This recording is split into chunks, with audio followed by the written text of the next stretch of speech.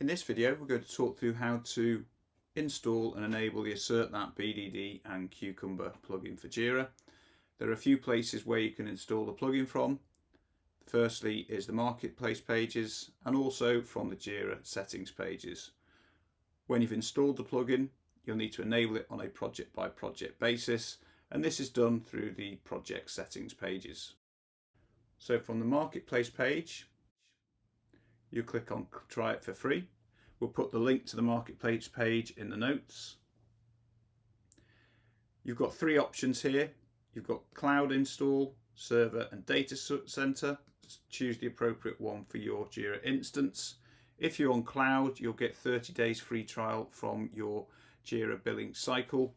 For Server and Data Center, you'll get 30 days free trial. Second option is to install it from the Jira settings. Go to Manage Apps. Under Find New Apps, search for AssertThat, and you've got the option for a free trial or buy it now. When you've followed the instructions to install, what you need to do now is enable the plugin on a project by project basis. So to do that, we'll go back to the project. So from within the project, we'll go to Project Settings, then AssertThat Configuration. Within the AssertThat configuration screen, you've got the option to enable AssertThat on a project by project basis, which we'll do now.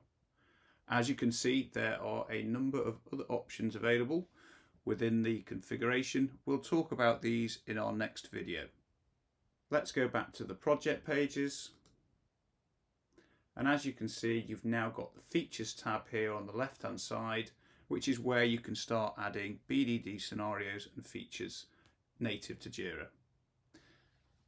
Thank you for watching this video. We'll put a link in the notes to arrange a free video and personalised review of how you can easily integrate AssertThat with your Agile processes and also test automation. If you have any questions on this video, then please contact us at support@assertthat.com.